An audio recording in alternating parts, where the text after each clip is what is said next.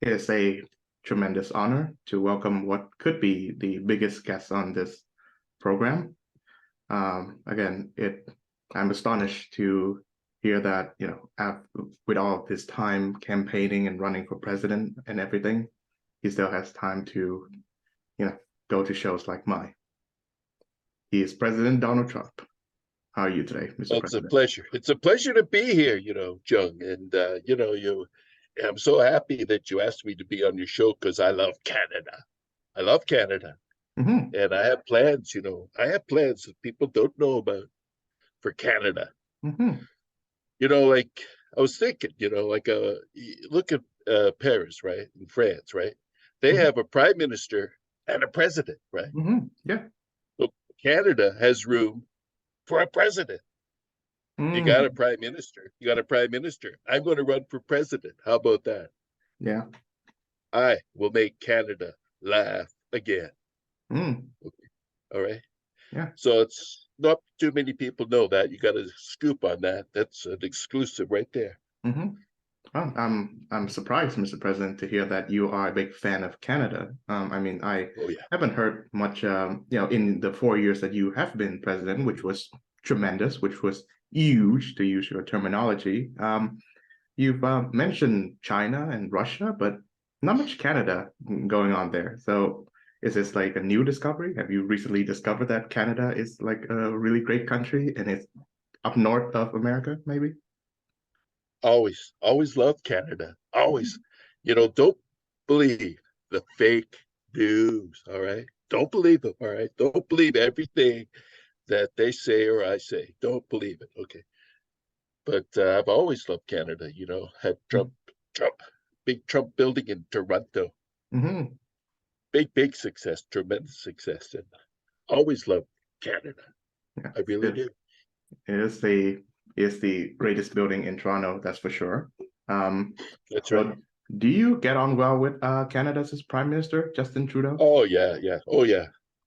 Oh yeah. Your prime minister, Mr. Dress Up, Hmm. very good friend of mine. Hmm. He's very smart. Speaks three languages: French, English, and behind my back. He's a great guy. He's a Hmm. great guy. Yeah. So we're very good friends. Actually all the world leaders. They Hmm. all, they all miss me. They really do. They miss me. Like it's sad. It's sad what's happening to my country. It's really sad, but it's going to change. Going to change in 2024. It's all going to change. I'm going to make it greater than it's ever been. It's going to be huge. Hmm. Much appreciated. So I do hear that there's this pretty rather well-known comedian, Glen Griffith, who does impressions of you. Uh, I wonder if you've checked out his work and, are you curious to see how he does you, so to speak?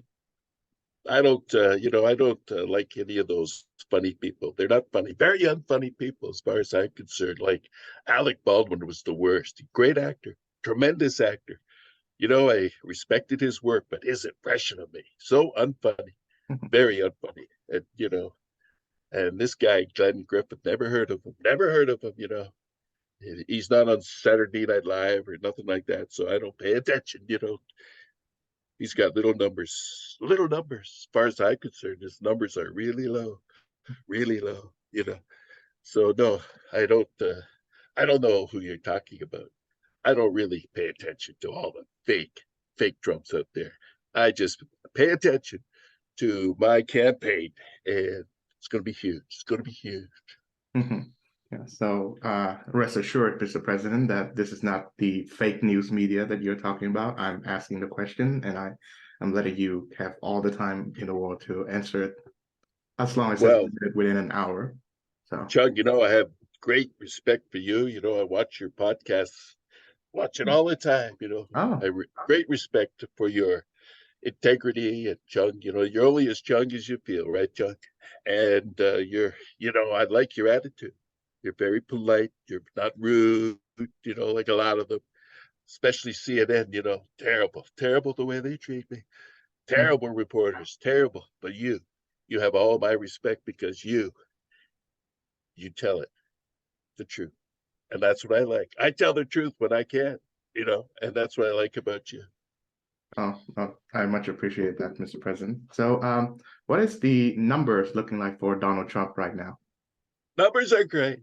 Numbers are going up, never in the history of the United States of America. And they had a president like me. Never. And it's going to come back, going to be bigger and better than ever before in 2024. My numbers, my polling numbers going up, up, up, up, up. Mhm. Biden, his numbers are so low, so down, and but he doesn't even remember. He doesn't remember his numbers. Imagine that. It's so sad what's happening to this country, a president who doesn't remember who he is or what he does. It's really a shame. I remember everything up until today. But anyway, I'm going to be great. I'm going to be great, and my polling numbers are great. Way up there, way up there. So you're planning to make America great again, again. Make America great again, again. My gaga. Yeah. Hey, that's a good one. Chung, that's a good one. Make America great again, again. Mhm. My God.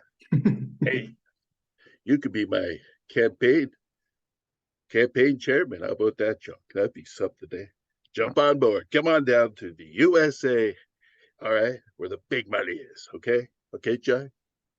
Okay. I'm glad to be of help. Yes. Do you So know any good lawyers? By the way, do you know any good lawyers, Chuck, up there in Canada?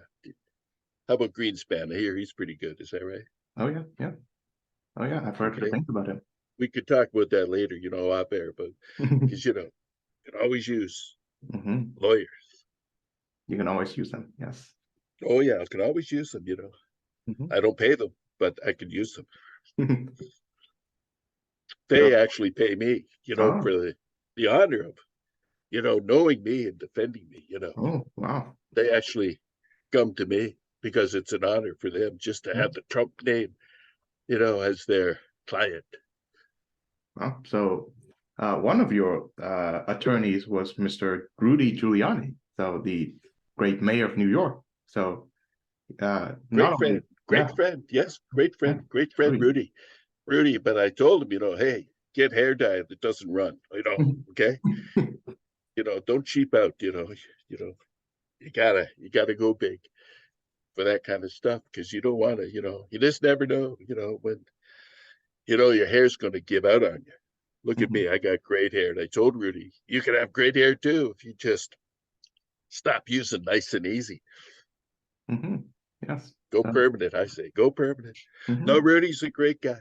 Great guy. He was the first to say that I won the election. He was the first to say, in between drinks, that is, he was saying that I won the election. And Rudy, he's having a bit of a tough time, right? A bit of a tough time, but he's going to bounce back. Going to bounce back bigger than better than ever before. mhm.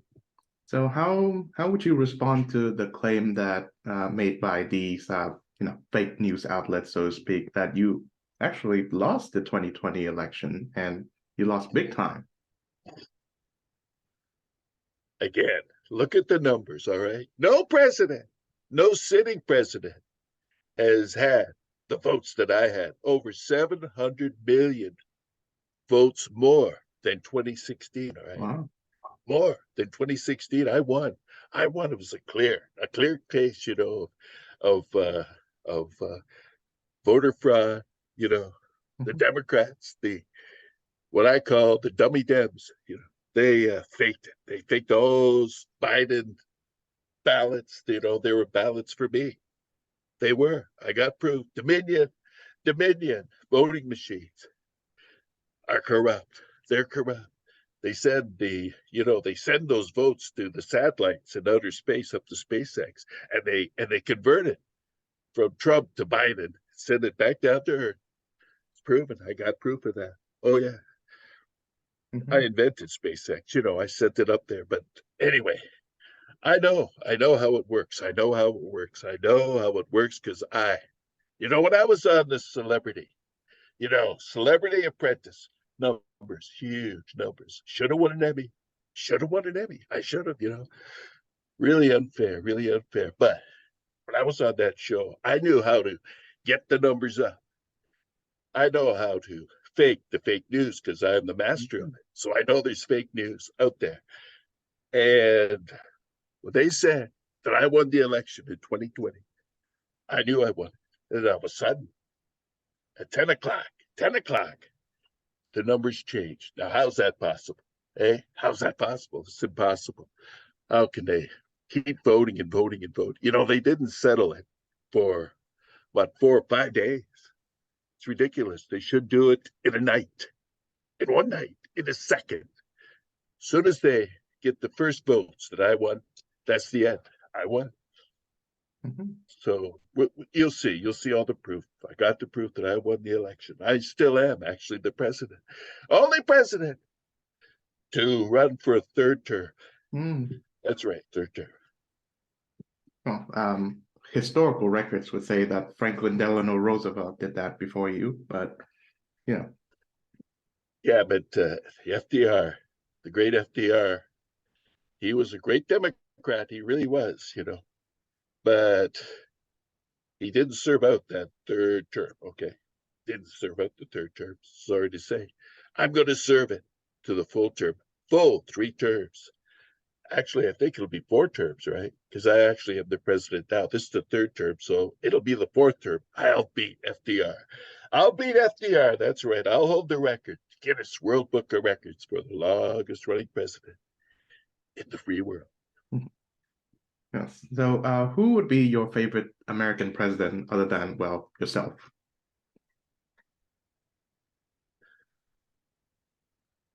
I am the greatest president in the history of the United States of America. But I'd have to say Abraham Lincoln. Abraham Lincoln was the guy that I'd put my hat on. You know, I take my hat off to him, but he doesn't need a hat. He had a big hat of his own, you know, great big hat. He had a big head, a long, pointy head. People don't know that, you know. But Abe Lincoln, I would go for Abe Lincoln. Honest Abe, honest as I am. And, you know, I did more for the black vote than Abraham Lincoln did. And he was pretty good, you know. So I would say Abraham Lincoln, that's the guy. That's the guy. Yes. Well, it was Lincoln who actually gave black people the vote. So, you know, to do better than him would be quite a task. Oh, yeah. That's why I'm the greatest, because, you know, I learned from Abraham Lincoln and I exceeded what he did. So, you know, it's, you know, I'll go down in history as being a great, great, great leader, you know. If Abraham Lincoln had nukes, you know, they would have ended the Civil War a lot sooner than they did, you know. And that's what I'm going to do. I'm going to end this war in Ukraine with nuke power. Nuke power. Not going to use it. Not going to use it, but I got it to use. And believe me, Putin is going to be on alert when I come back as president. No more Mr. Nice Guy. And I wonder if one of the reasons that you're running against Biden is because he's not as tight with Trudeau and Canada as much as you are. Well, honestly, you know, it's not that. Okay. Canada, you know, it's nice, you know, it's good, it's all right. But no, it's not Trudeau. Okay. It's just not Trudeau that he's in tight with Canada. No. I'm in tight with Canada. Biden. He actually makes fun. You know, it's sad, so sad how he makes fun of Canada, calls them hosers, you know. And I think that's so sad to make fun of your allies. But Putin, this guy, he walks all over Biden. Okay. That's the truth, all right? He walks all over him. He knows he's weak. Can't remember who he is, where he is, what he's saying. And that's why, you know, this country's in big trouble. So sad, really. So sad what's happened. It's a disgrace. But I'm going to change all that. I'm going to put America back on top of the world. Everybody is going to look up to me as the leader of the free world once again. Well, of course, a recurring theme of your campaign is that America is like running down the sewer, and then you are the one to bring it back up again. So, what are some of the ways that you find to be distressing or disappointing about your beloved country? Well, it's just so sad, how, they reopened the borders, reopened all the borders. They're letting everybody in, all the evil elements are coming out from the south. And I'm going to block it. I'm going to block it once and for all. I'm going to restore the wall. Nobody had the courage to build the wall. And I built a great wall around Mar-a-Lago. And I feel very safe there now, very safe until the FBI busted it, just so rude, so rude. But that's the first thing I do. Secure the border. I put an invisible border, actually, a new border. My experts, they tell me you can put up an invisible wall and it's like an electronic field. You come up to it, zap, pushes you right back. And that's what I'm going to do. I'm going to build that wall like it's never been built before. Number one thing. The other thing I'm going to do, it's so sad, is, the way they treat the military. I'm going to give the military back its power. I came up with Space Force. And that's where you got to stop the real aliens, okay? It's space. And that's what I'm going to do. I'm going to make Space Force greater than it's ever been before. Mhm. Yes. So, the the president of Mexico has said that your rhetoric regarding to the wall and the immigrants and such is harmful to people of his own country. So I wonder if you and the president have settled that particular difference. Oh, yeah. I'm very good friends with the president of Mexico, George Lopez. Very good Oh. friends. And he said that he told me this, all right? He told me in a phone conversation, Mexico will pay for the wall just so long as I pay for the tunnels. Okay. Mm. But they got to use American shovels, American steel. That's the real deal. And very good friends with the president of Mexico. All the world leaders, they miss me. They really do. They really miss me. Mhm. Yes. So right now you have plenty of opponents on your own party, the Republican Party, who are running against you. One of them, the former governor of New Jersey, Chris Christie, who was your friend, who is now viciously attacking you. So, were you disappointed at Governor Christie's behavior? Chris Christie. He invented the cookie, the Christie's cookie. That's his Oh. invention. And you can tell by looking at him, you see, I think he's eating a bit too much of his product. Big guy. He's a big guy. But no, I actually really admire Chris. He gave me a lot of great advice when he was on my administration, gave me some great advice. And he's a very smart man, but he's dumber than a stump. I mean, anybody's that fat. Come on, look at me. I'm the healthiest, out of shape guy they've ever seen. The White House doctor said that I'm the healthiest obese man they've ever seen. Mm. And if Chris Christie would just, pay more attention to his health. I really am concerned about his health. Did you see Mitch McConnell the other day? So sad, so sad. Frozen midsection, like this. And, they had to come to his aid, say, I think you better sit down. And I think that Chris Christie should also sit down before, well, before he breaks another chair. Mhm. So there's also a worry that you would be too old to be running for president, right? By the time 2024 hits, you'll be 78. Well, So, well, it was my birthday just the other day. oh, Just, okay. yeah, just the other day, June 25th. Happy We had a birthday. great celebration. It was me and the cake, and that was it. But we had a great celebration, great time. And no, I'm very young, very young. Look at Joe Biden, the guy is ancient. He's over 80, Mhm. and you can tell, he doesn't know where he is, who he is, what he's saying. He doesn't know. They have to sort of steer him in the right direction. Nobody steers me. Nobody. I don't need anybody. And no, age is, it's all a matter of mind. And I don't matter, so I don't mind. So I imagine that in the 4 years of being the president of the United States, you must, do a lot of work and must have taken a toll on your health. So how do you keep yourself healthy? Golf, golf, golf. You know what golf stands for, right? No. Gentlemen only, ladies forbidden. Okay. Oh. And I love golf. I love golf. Just love it. Keeps me in tip-top shape. And my numbers are great. Numbers are great. I shot a hole in one the other day. And what Juan was doing there, I don't know. I guess he climbed over the wall or something. I don't know how he got there. Beat Tiger Woods the other day. We were playing golf. I beat Tiger Woods. Imagine that, the great Tiger Woods. Mind you, I had to hit him with the car, but still, I was great at that day. I'm a great golfer. That's what keeps me in tip-top shape. So you are also known as an avid watcher of Fox News, and I wonder if, given the recent departure of Tucker Carlson, presumably your favorite host, do you feel disappointed at their decision, or do you still keep watching the channel? Tucker Carlson is a great guy. What a mind. What a mind.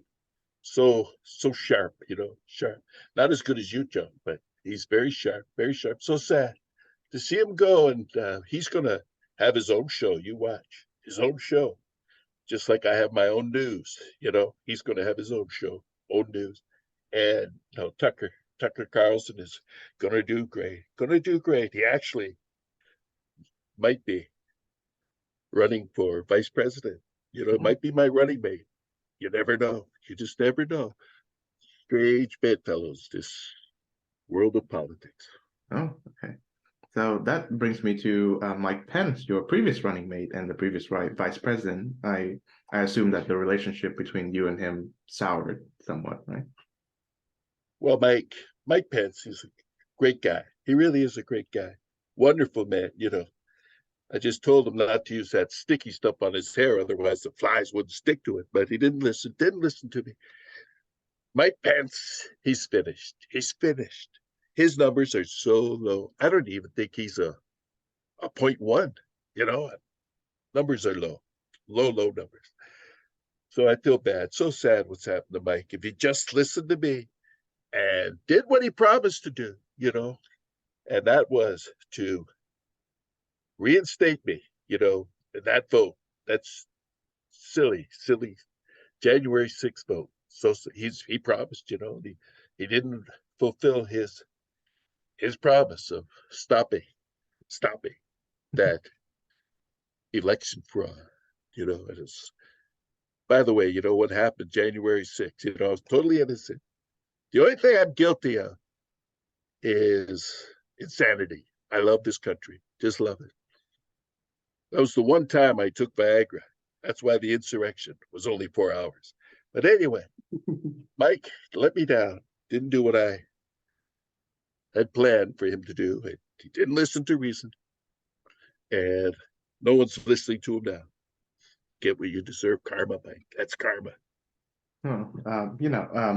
Governor Pence would say that, well, I'm just defending the Constitution, and as president of the United States, you've sworn an oath to defend the Constitution, did you? So, how would you respond to that?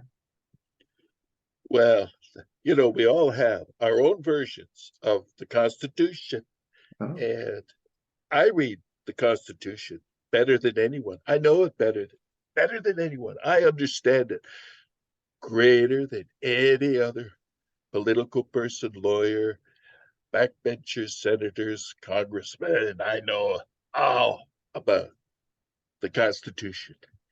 And the way I read it, I, as president, have the right to rewrite the Constitution. It's my right because I know I'm smart. I'm very smart. And I know what's best for the people of America. So I know the Constitution. I know it. Okay. Well, so one of the current issues plaguing America, I think, is the deep political divisions between those who see themselves as on the left, those who do not like you, and those who are on the right who really like you. And I wonder, and some of your critics have said that another 4 years of Trump would deepen this political division. So, do you have any plans to address this problem? Well, the leftists, radical Marxists, Democrats, the dummy Dems, as I call them, they're, big problem. Not all Democrats are like that, okay? I'm talking about, the Marxist, Leninists, extreme leftists, okay? Those Dems are dead. They're dead, okay? And their voice is very small, very small. You're going to see a great wave of the right, and it's going to bring the left. I'm talking about the good left. It's going to bring him closer to the middle, and I want to bring all of us together. I really do. I really believe I can pull everything together if they just listen to me. I can pull everything together, and everything will be all white. Mhm. So another big problem that Americans are facing of all stripes really is the worsening economy right after COVID-19. So yeah, inflation is rising, prices are sky high, people cannot afford things anymore. So sad, so sad, so sad. And I predicted it. I said, with Biden as president, gas prices would go through the roof, and they have. I said the stock markets would fall, and they have. And prices for groceries, come on. I mean, one day it's getting so bad you'll be able to afford a bag of chip. No, it's really bad. The prices for groceries. So sad. I'm going to make it all better. I am. I'm going to bring prices down, inflation down. I'm going to fight inflation, get gas prices down to what they should be. And it's going to be great because I'm going to make it happen. I'm going to improve the economy like you've never seen before. Mhm. So another point that your critics would attack you for is your record during COVID-19, the pandemic. They would accuse you of, downplaying the extent of the pandemic and mismanaging the lockdown vaccine procedures. So, did you believe that you did the best job that you could during the pandemic? I said right from the beginning there'd be a vaccine. No one believed me. I said it's around the corner, around the corner. And look at this. I mean, come on. I've already had 7 vaccines, 7. And I was right. I was right. I said Pfizer had a vaccine. No one believed me. No one believed me. And I said it's coming. And it was there. I said it's right around the corner. The vaccines. No one believed me. And I said, I was the first to say there'd be vaccines coming. I also said it would go away. COVID would go away. Oh, I forgot to pay my electric bill. Just hold on. Hold on. No, the economy is difficult for everybody. There we go. I Okay. suppose. Talking about the economy, but the electric bill's got to be paid for, guys. Guys, hey, you get on that, right? Okay. Go on, get out of here. Pay the electric bill, will you? I'm going to improve everything. You see, I'm going to improve it. It's going to get all better with me. And I said with COVID that it would go away, and it has. And it has gone away. How many people do you see wearing masks, right? Biden was saying, wear a mask, wear a mask, wear a mask. How many people do you see wearing masks today? 0. I was right. You don't need a mask. I mean, if you want to wear a mask, especially if you're ugly, like Chris Christie, wear a mask, okay? But you don't need a mask. But you can wear one if you want. So there have been rumors and theories about COVID-19 that the virus itself escaped from a lab in China. So I wonder if you've addressed this to the Chinese government while you were president. The Chinese virus, that's right. And they said, that I was very racist when I said that, but that's where it came from, China. Everybody knows. I mean, the Wuhan laboratory is right there, right? The Wuhan flu. That's what they call it. Come on. It's right there. The Wuhan laboratory. And it happened in Wuhan. And everybody knew that. Everybody knew, but you'll never hear what really happened in China. But my good friend, XI, he told me that they're going to keep it under wraps. They really are. They're going to keep it under wraps. A lot of people still don't know what happened in China, and they never will. That's all right. That's okay, because I'm going to work it out. Going to work it out when I'm president. I'm going to get to the bottom, and you're going to find out who started this bat-like terrible pandemic. So I think one thing that I'm very much concerned about regarding geopolitics today is the rising rivalry between America and China economically and militarily and politically. So I think we might be heading towards a second Cold War, right? So would launching an investigation into the origins of COVID-19 escalate this tension between you and President Xi of China, maybe? Well, like I said, XI and I were very good friends, very good friends. We had a good communication, We had a very good communication. Not as good as Kim Jong-un, he wrote me love letters, The guy loved me. Everybody, they all love me. All the world leaders miss me. But I believe when the truth comes out about COVID, everybody will be better off.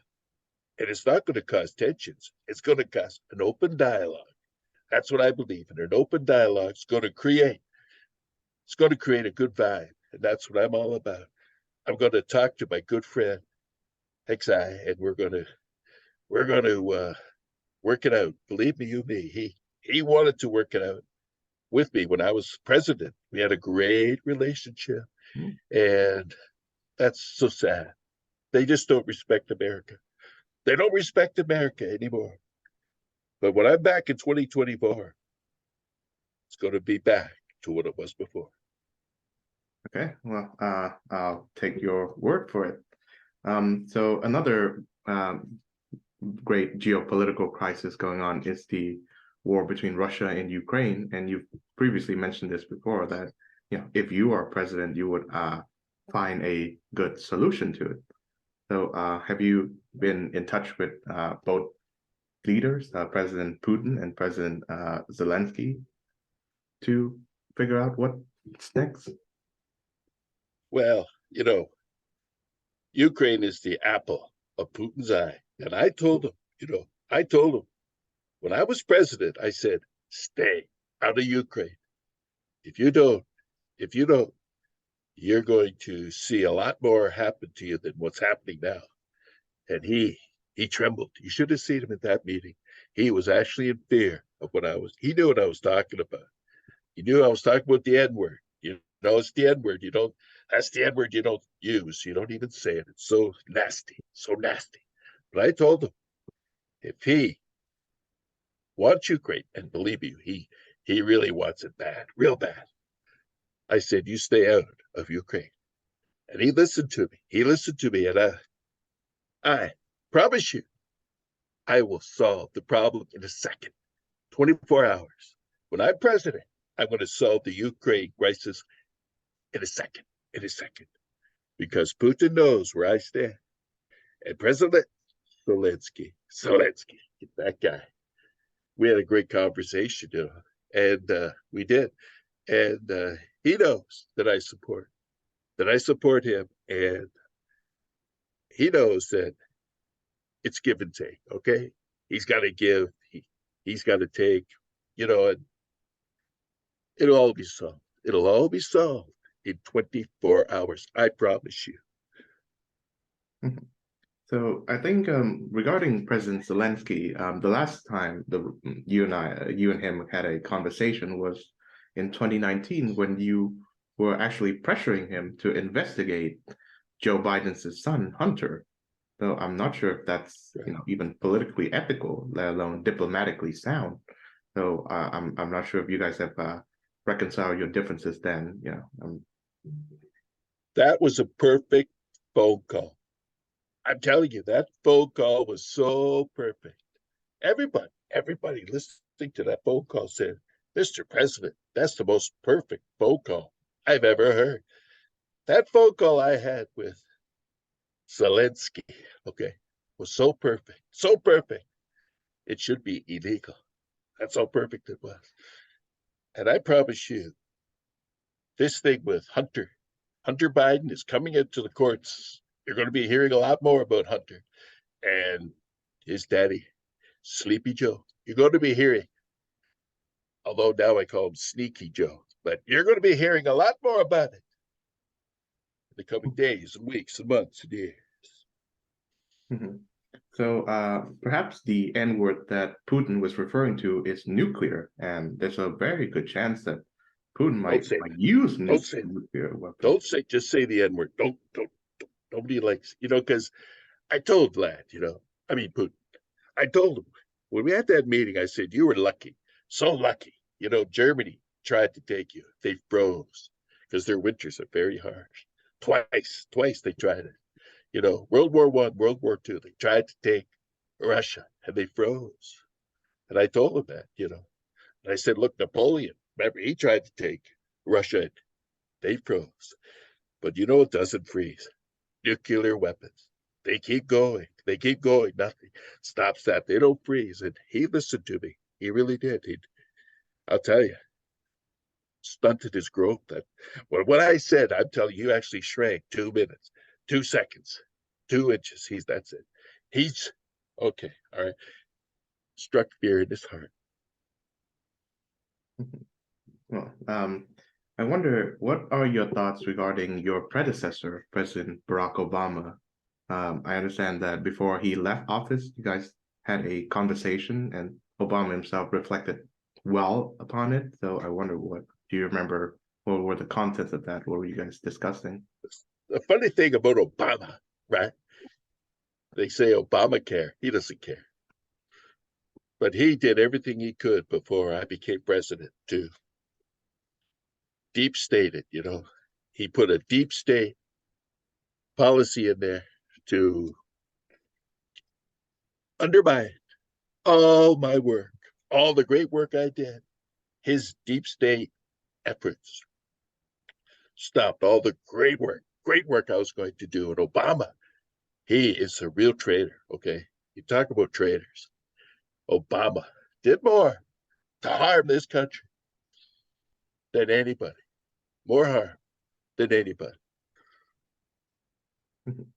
Well, President Barack Obama would deny that, and he actually would say that, you did more harm to this country than he could have ever done. I'll give you an example, all right? I'll give you an example. I had a healthcare system that was free, okay?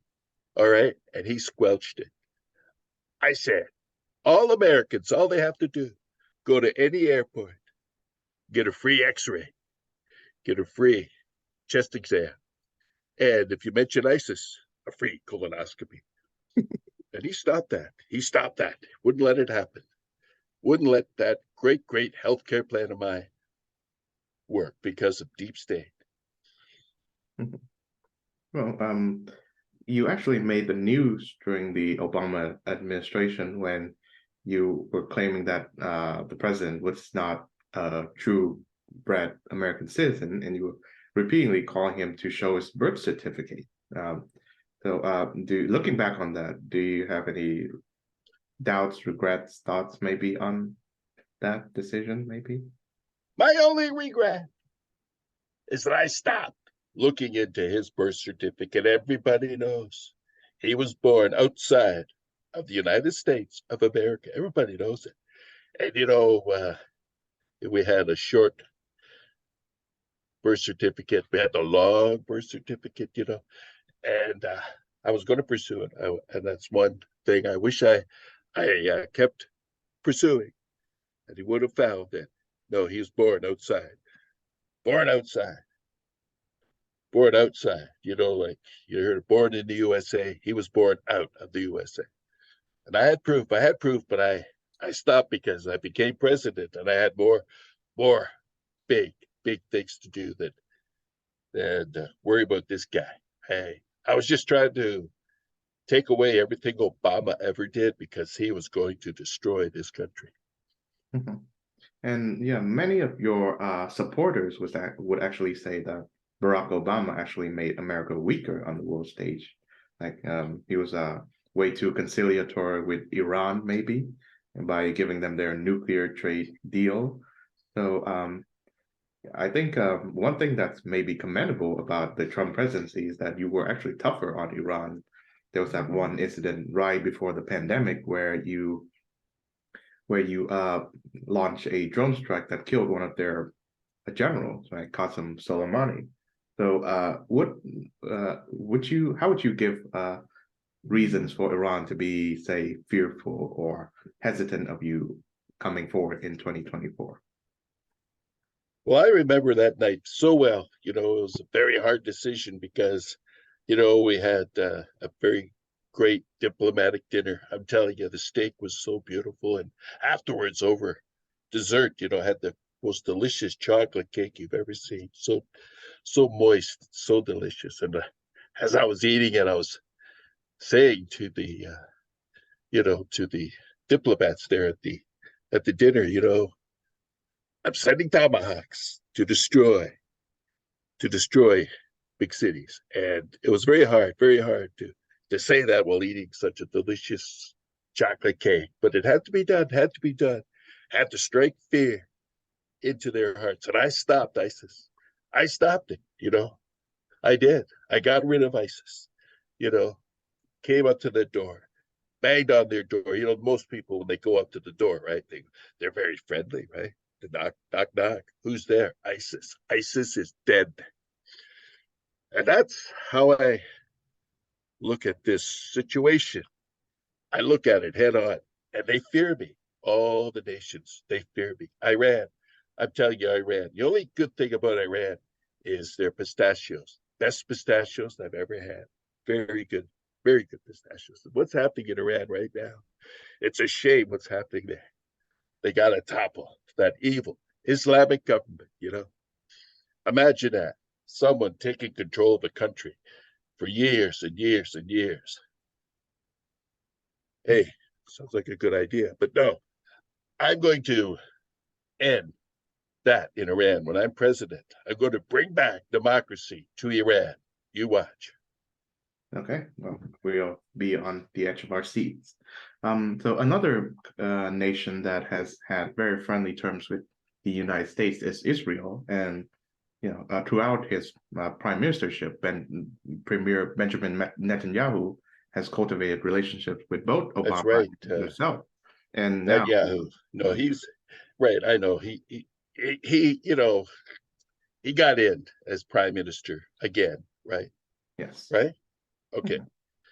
And he's got a little trouble there. He has little tiny bit of trouble. He's going to get over that. Believe you me, he'll get over it, and he'll be bigger and better than ever before. Netanyahu, great, great, great leader. I was the only president who moved the embassy. Right, the United States embassy. I moved it to Israel, put it right in there, and Jerusalem. Yes, that's right. Yes. Only guy to do that. Put it right in Jerusalem. Moved the embassy right into the heart, because you got to be with the people, and the people of Israel. They know. They know I'm their favorite president. Jared, my son-in-law.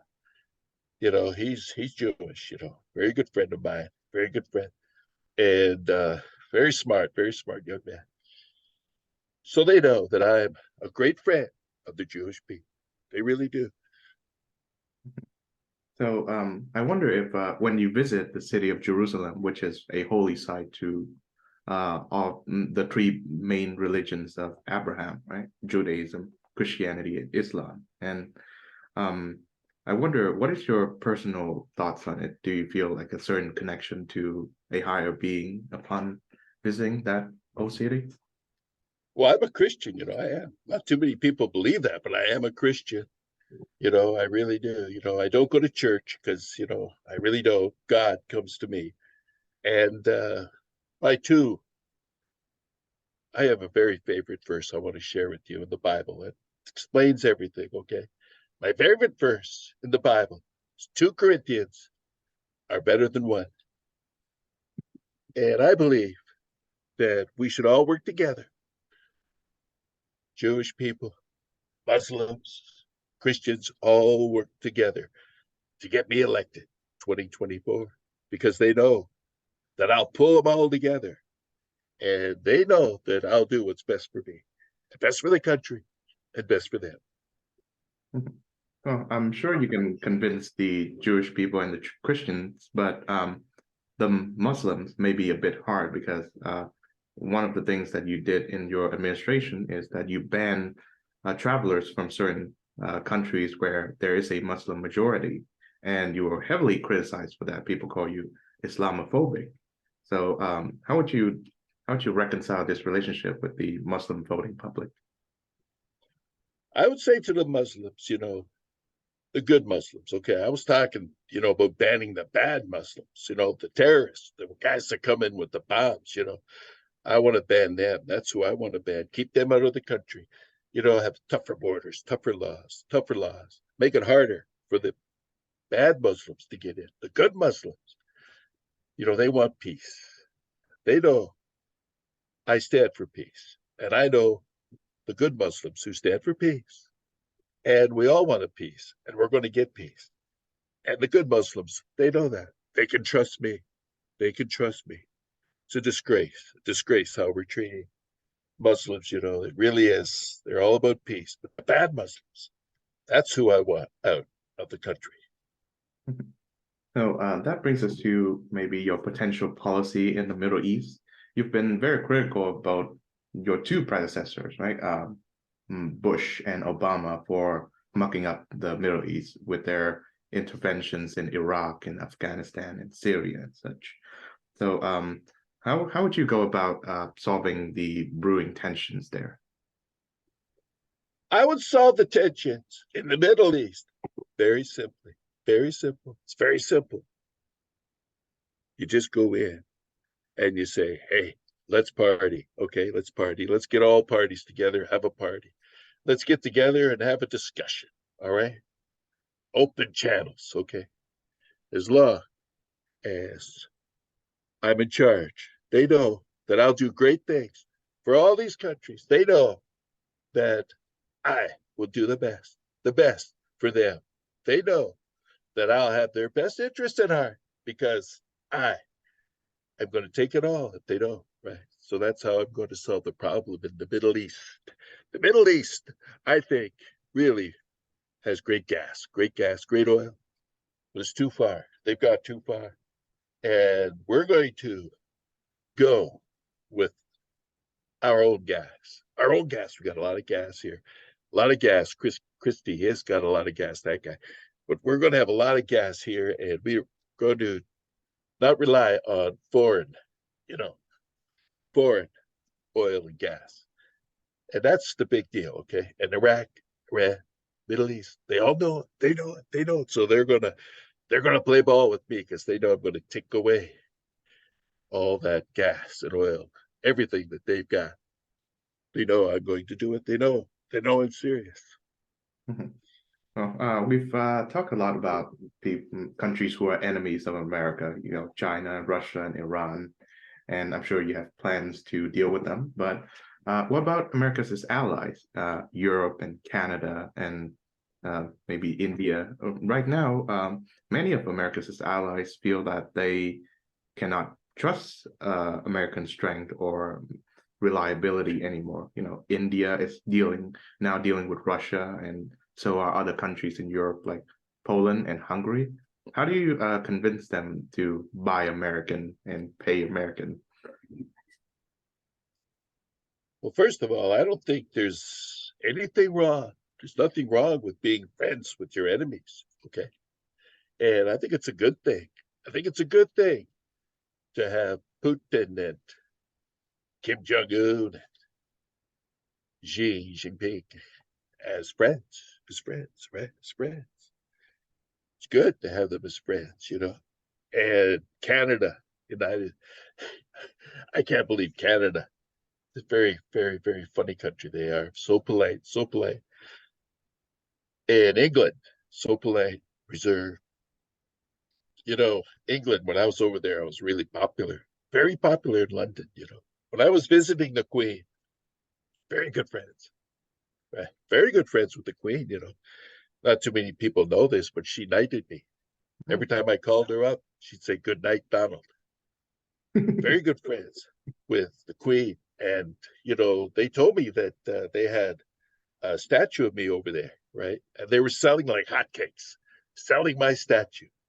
I said, "Oh, yeah, how much?" They said, £5. I said, "I don't care how much it weighs. How much does it cost?" Anyway, they didn't understand, that I'm friends with the enemy. So they'll be friends with them. We all got to be friends. Did you watch Friends?